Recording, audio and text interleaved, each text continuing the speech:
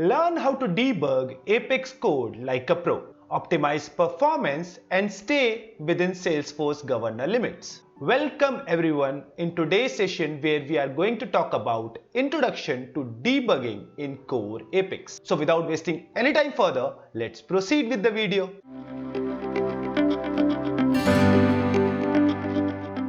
Now, what is debugging? Debugging is actually identifying and analyzing issues and fixing those issues in your code. Now, debugging is important in Apex development because it helps to ensure that our code is working as expected, and it is vital for tracking errors, improving performance, and maintaining the integrity of our Salesforce application. Now, why Apex debugging is critical? Apex code can trigger a wide range of operations, and because of that, debugging ensures that our code complies within Salesforce governor limits and behaves as expected. So definitely in any programming language, debugging is most crucial stuff, and it becomes more critical in terms of Salesforce because Apex code can trigger plenty of automations in Apex, which can in turn cross the governor limits of Salesforce. So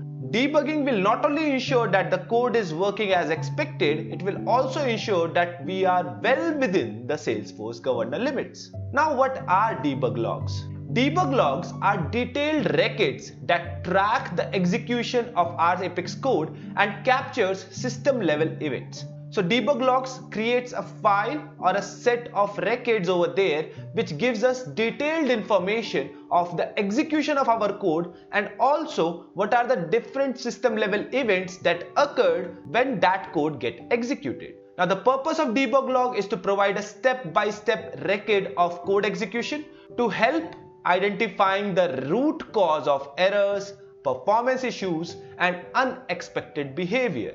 It also helps to monitor real-time SQL queries, DML operations, and method flows. Developer Console in Salesforce is the primary tool for viewing and analyzing logs. So definitely now it is much clear in your mind that debug logs are very important, and we will use the same Developer Console, which is the primary tool in Salesforce that we will use to view and analyze debug logs. Basic debugging tools in Apex. First of all, system.debug. Now we have used system.debug a lot of time. It is used to print something on the console, something on the debug log. Actually, we will use this built-in tool for logging custom messages. It is useful for tracking variable values, logical flows, and pinpointing issues. Syntax, we already know about that. We will use system debug. Inside the debug call, we will use single quotes to print anything over. And you also know that we can certainly include variables along with the message over here. Now let's talk about debug logs in Salesforce. They are automatically generated logs that record events like SQL queries, DML operations, and method execution. And when these events are logged, there are certain identifiers over there to know what type of log or what type of entry they are. For example, all the debugs are actually, that means all the system debugs are actually shown as user debug. All the SQL queries are actually started with SQL execute begin and ends with SQL execute end. All the DML statement starts with DML begin. All the method starts with method entry. So these are some identifiers which you can use in that debug logs to know the exact meaning of that specific entry. Now, what do debug logs capture?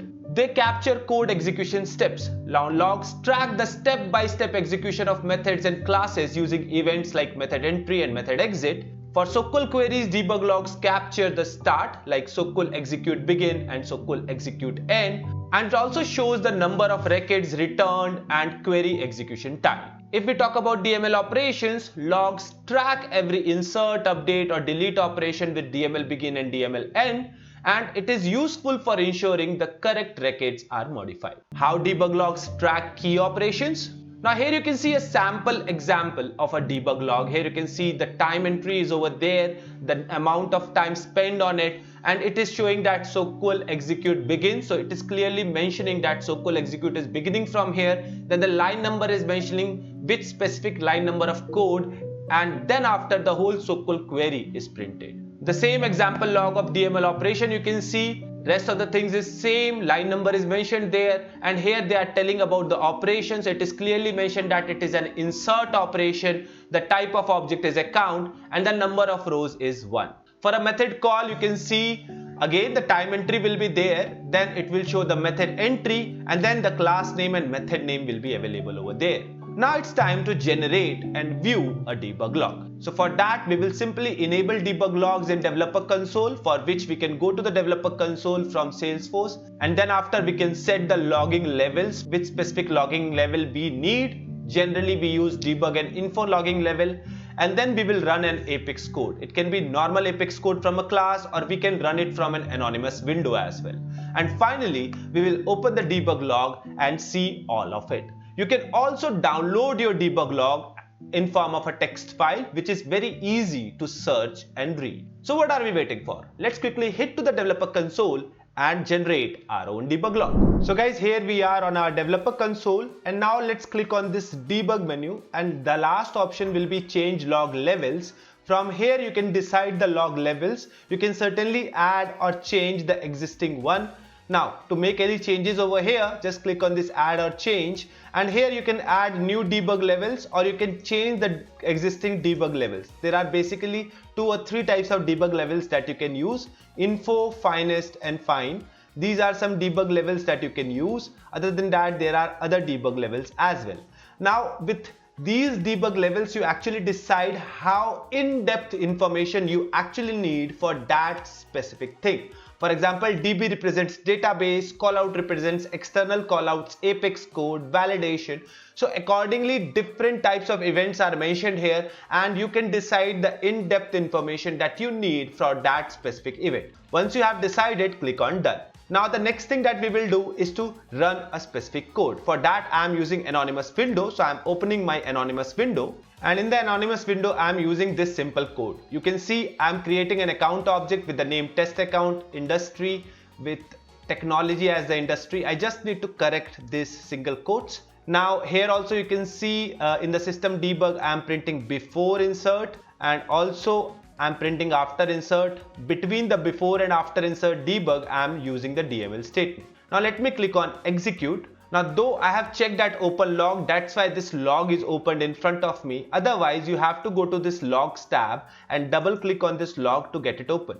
Now here you can see they are showing different events, which is here, and also the details of that specific event. Now searching over here can be difficult at a time. Now if you want to search for user debug, you can search for user debug over here, and you will find all the user debug and user info. So you can clearly see the user debug is showing before insert and after insert. If I talk about DML statement, I'm just searching DML over here.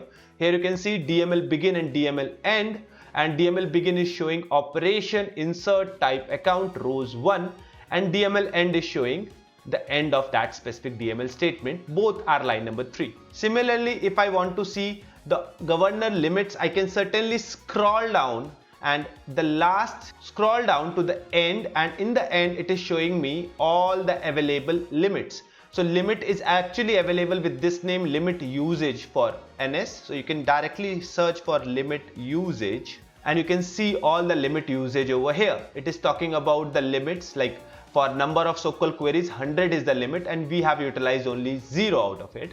And if I talk about DML statements, 150 is the DML statement limit, and we are using only 1 out of it.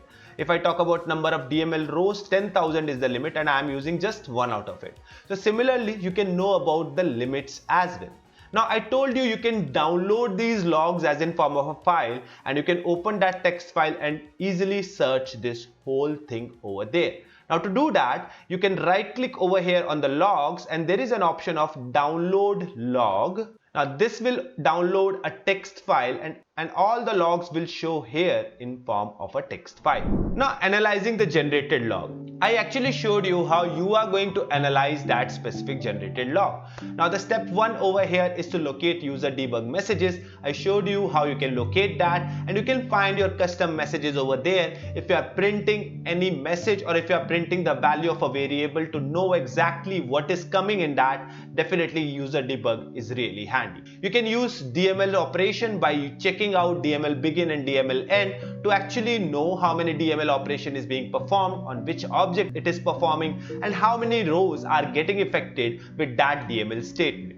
You can also inspect SQL queries. For that, you can look for any SQL query executed during the transaction by searching for SQL over there, and it will also show you similarly as it's shown for the DML state. Best practices for debugging in Apex. Now use system.debug strategically. So place debug statements at key points before and after the method calls or some condition logic or some DML operation to trace issues effectively. You should monitor governor limits. Debug logs also track these governor limits. I showed you how you can see that maybe your code is actually hitting any of those limits, which is actually stopping the program to give the desired result. And also clean up debug statements. This is one of the critical and required thing to do once you checked out your debug logs and once everything is working fine. Before deploying this to the new environment or to the production environment, make sure to clean up all the debug statements that you have used in your program. So guys, that marks the end of this session. See you soon in the next session. Till then, thank you and take care.